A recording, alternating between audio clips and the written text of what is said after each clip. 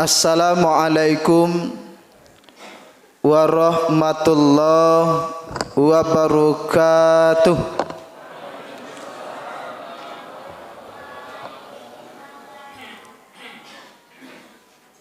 Alhamdulillah allazi ja'ala syahru Ramadan unzila fihi al-Qur'an hudan linnasi wa bayyinati minal huda wal furqan.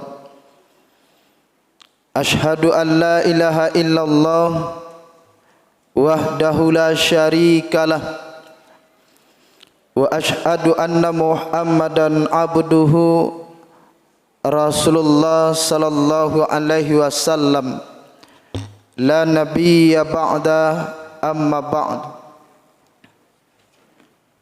Faqala Allah Ta'ala fil Qur'anil Karim, a'udzu billahi minasy syaithanir rajim, bismillahirrahmanirrahim. Ya ayyuhalladzina amanu kutiba alaikumus shiyam kama kutiba alal ladzina min qablikum la'allakum tattaqun. Wa qala Rasulullah fil hadis, man shoma ramadana imanan wa ihtisaban ghufira lahu ma taqaddama min dzambihi. Shadaqallahul azim wa shadaqa Rasulullah sallallahu alaihi wasallam. Bapak Ibu jemaah tarawih rahimakumullah, tidak ada keberkahan nikmat kalau tidak kita syukuri. Tidak ada gunanya kesempatan diberikan oleh Allah kalau tidak dimanfaatkan dengan sebaik-baiknya. Kurang berarti kesehatan diberikan oleh Allah kalau kesehatan itu tidak kita manfaatkan untuk meningkatkan amal ibadah kepada Allah Subhanahu wa ta'ala. Maka sebagai seorang hamba di dalam kehidupan ini sangat pantas dan seharusnya kita syukuri setiap nikmat yang Allah berikan kepada kita dalam kehidupan. Tidak akan pernah rugi orang yang bersyukur, dan pasti Allah mungkar, Allah marah, Allah tidak senang terhadap orang yang ingkar dan kufur terhadap nikmat. La in syakartum la azidannakum wa la in kafartum inna azabi lasyadid. Mudah-mudahan kita termasuk kepada hamba Allah yang pandai bersyukur terhadap nikmat yang sudah Allah berikan kepada kita. Salat beringan salam tamohonkan kepada Allah agar disampaikan buat junjungan kita, yakninya Nabi Muhammad sallallahu alaihi wasallam. Baik Bapak Ibu, judul kita ralat sedikit. Malam hari ini kita ingin menyampaikan golongan yang merugi di bulan suci Ramadan. Bapak Ibu jemaah tarawih rahimakumullah, setiap kita sudah paham dan sangat mengetahui bahwa bulan Ramadan itu adalah bulan yang istimewa. Bulan Ramadan itu adalah bulan spesial. Bulan Ramadan itulah bulan yang dihadiahkan oleh Allah, satu bulan penuh dengan keberkahan khusus kepada umat Nabi Muhammad sallallahu alaihi wasallam. Akan tetapi Bapak Ibu, tidak semua umat Nabi Muhammad itu mampu mendapatkan sukses di dalam menjalankan ibadah Ramadan. Banyak di antara mereka itu yang rugi. Setiap tahun bertemu Ramadan sesuai dengan jumlah umurnya. Bertemu terus dengan Ramadan. Tapi Ramadan dilewati tanpa arti dan makna. Maka ada beberapa golongan yang merugi di dalam menjalankan ibadah di bulan suci Ramadan. Mudah-mudahan awak nak termasuk ke golongan. Siapa golongan yang merugi itu? Yang pertama, orang yang beribadah tanpa iman. Tanpa didasari oleh keimanan, tanpa didasari oleh sebuah keyakinan bahwa ini adalah perintah Allah, saya kerjakan ini atas dasar perintah Allah Subhanahu wa taala. Yang saya harapkan dari pekerjaan yang saya lakukan adalah imbalan dan ridho Allah Subhanahu wa taala. Maka Bapak Ibu, saat ini kita merasa sedih melihat orang-orang beribadah, apalagi di zaman media sosial. Setiap saat puasa tu diupload, alam hari puasa guys. Ndak ada bedanya guys antara puasa dan nak puasa guys. Kau diupload tu, dibuat kalio jariang. Aku untuk babuko nanti guys kalio jariang supaya payah pengurus masjid membuang baunya, membersihkan WC guys. Nyop nyoba baca Al-Quran alif lam mim foto alhamdulillah guys. Sayat haluknya guys. Salat tarwih, orang tarwih hanya di belakang di foto selfie nya. Alhamdulillah guys. Sembayang 8 rakaat witir. Witir. 8 rakaat tarwih, 3 rakaat witir. Alhamdulillah, orang tu lengkap guys. Awak tahu ampeknya guys. Nyoplok je tu. Mangas ya, ibadah di share. Apa tujuan? Apa Ibu? Tujuannya supaya orang tahu awak puasa, supaya orang tahu awak tarwih, supaya tahu orang agu layawa asam bawa agu nonyo. Kalau nyo minta orang lain kau agih. Nah ini yang kita cemaskan. Mereka itu menjalankan ibadah tapi tanpa dasar keimanan, hanya ikut-ikutan. Wah kok puasa, nak puasa pak di Sabtu pak, ambo ikut pemerintah. Tiba hari Minggu puasa bok lainnya balik. Ndak je puasa pak ini pak. Pemerintah lah puasa pak. Alun dapat panggilan lah. Panggilan sia nak ditunggu. Bapak Ibu jemaah tarwih rahimakumullah. Nah sesungguhnya ibadah Ramadan, terkhusus ibadah puasa, adalah ibadah yang membuat kita semakin dekat dengan Allah. Maka dipanggil oleh Allah, ya ayyuhallazina amanu. Tidak ada perantaranya, langsung. Kalau kau orang kafir pakai perantara, kul ya ayyuhal kafirun. Katakan wahai Muhammad kepada orang-orang kafir. Ini puasa tidak. Ya ayyuhallazina amanu, hai orang-orang yang beriman. Ini menggambarkan bahwa kita orang yang beriman itu dekat dengan Allah. Artinya apa? Ketika kita dengan dasar keimanan menjalankan ibadah, ibadah itu kita laksanakan dengan penuh ketenangan, dengan kegembiraan. Awak senang menjalankan ibadah puasa. Awak senang tarwih. Mau panjang mau pendek ayatnya tidak masalah bagi awak. Yang penting hati awak gembira menjalankan ibadah di bulan suci Ramadan. Kalau tanpa iman banyak nama rungui-rungui. Deh, lama ni. Tak apa apa ayat nanya baca. Manggaretik lutui awak denyo. Manggaretik lutui duduk siapa? Duduk. Nak taluk duduk bagolek awak. Nak taluk bagolek bincang-bincang saya mata, buka-buka mata.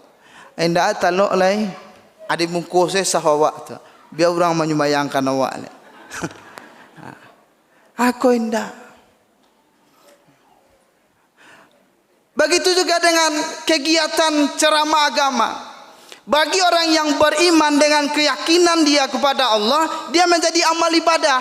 Karena ini termasuk qoma Ramadan, mendirikan malam-malam Ramadan. Mau panjang ustaz tu, mau pendek ustaz tu, tidak awak pikiran. Yang penting, yang terfikir bagi orang beriman itu adalah ketika dia mendengar nasihat-nasihat agama, itu adalah perintah dan menilai ibadah di sisi Allah Subhanahu wa taala. Itu kalau didasari dengan keimanan. Nah, orang yang rugi adalah orang yang beribadah di bulan Ramadan tapi tidak dengan keimanan, hanya ikut-ikutan, bahkan dihinggapi oleh penyakit riya.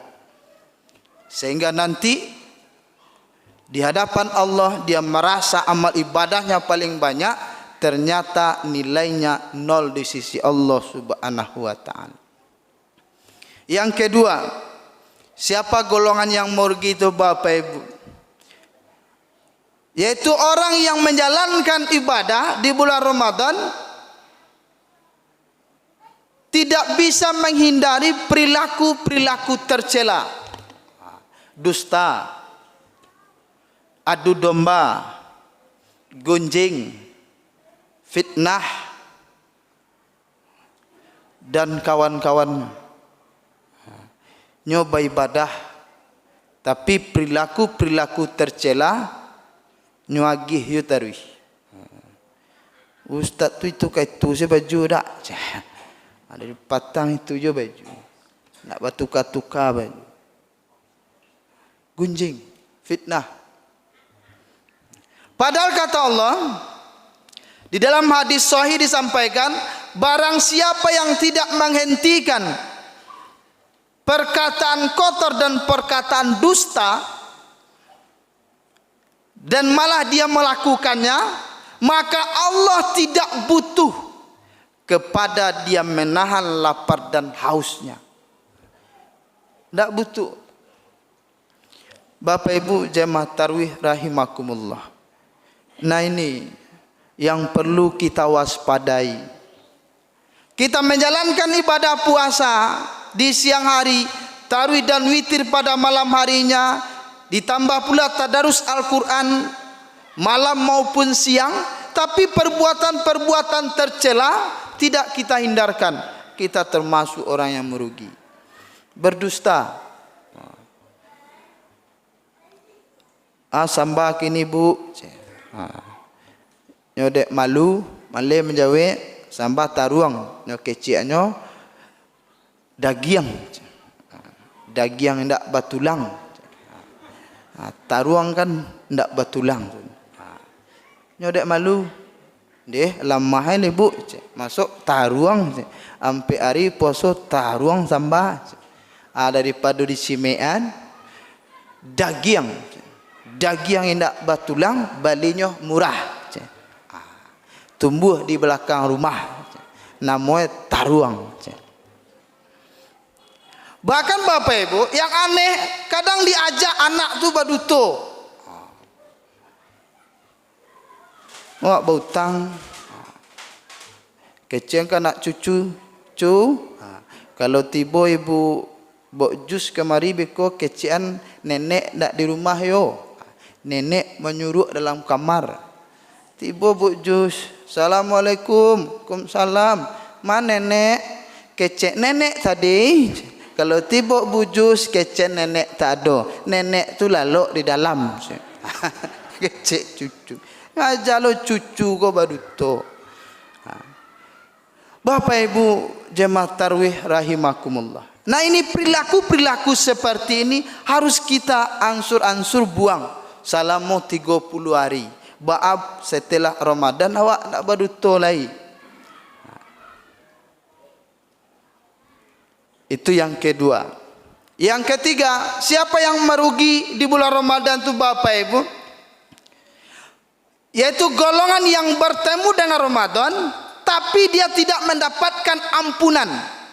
Koyang bayu. Dan golongan inilah yang didoakan oleh malaikat Jibril, diaminkan oleh Rasulullah di saat khutbah Jumat terakhir di bulan Sya'ban. Apa doanya malaikat Jibril itu? Ya Allah, celakalah orang-orang yang bertemu dengan Ramadan tapi nyo tidak mendapatkan ampunan. Amin, kata Nabi Muhammad sallallahu alaihi wasallam. Nak dapat ampunan. Kenapa dia tidak mendapatkan ampunan? Dia merasa kalau dosa itu dibiarkan begitu saja, lama-lamanya kadar luasa itu menurutnya. Hilang seorang nanti itu. Tidak bisa, Pak Ibu. Kalau kesalahan kepada orang lain, kita harus minta maaf supaya kesalahan itu bisa terhapus. Kalau dosa kepada Allah, kita harus minta ampun dan berjanji untuk tidak mengulanginya lagi.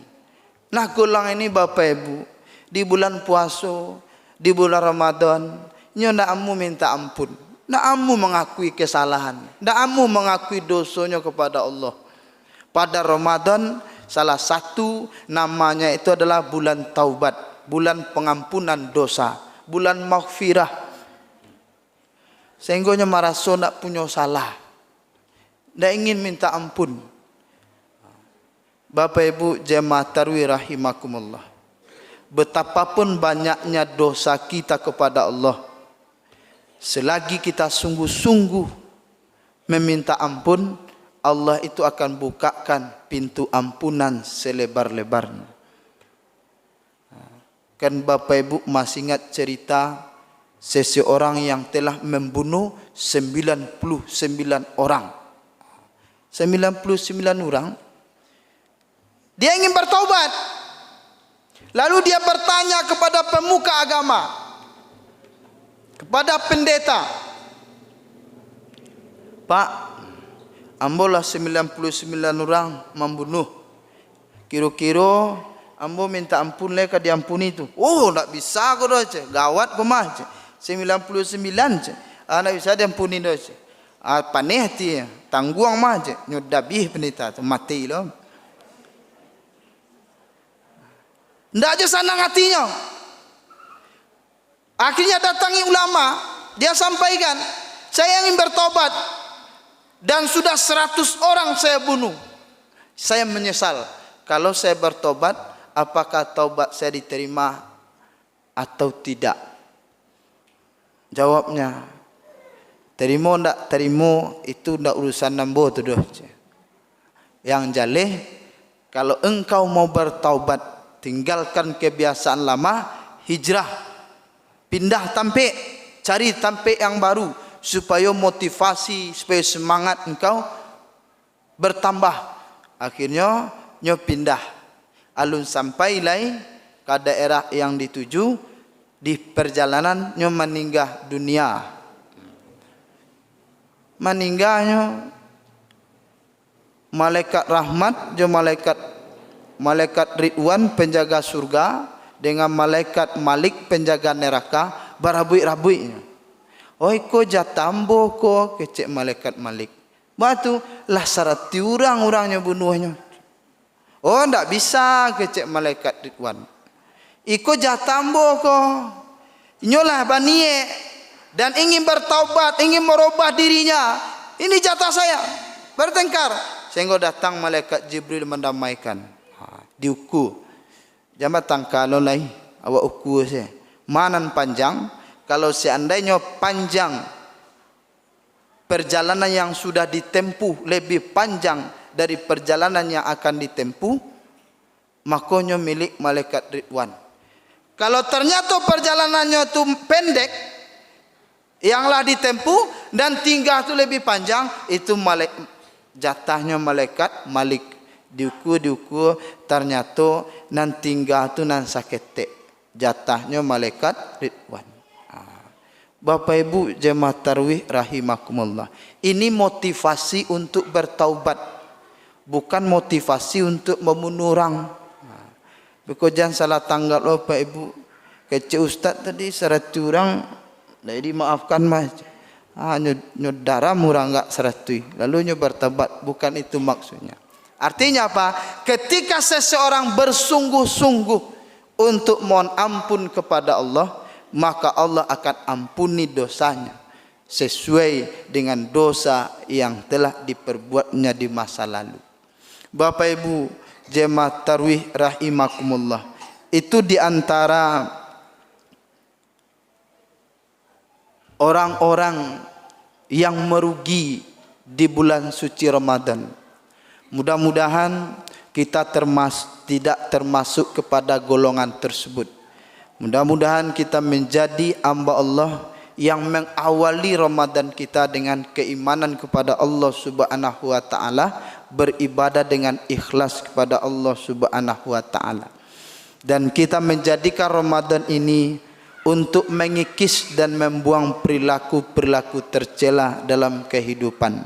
Dan kita jadikan Ramadan tahun ini sebagai momentum untuk menghapus dan mohon ampun kepada Allah atas dosa-dosa yang pernah kita lakukan. Demikian saja, semoga ada manfaatnya. Wabillahi taufik wal hidayah. Assalamualaikum warahmatullahi wabarakatuh.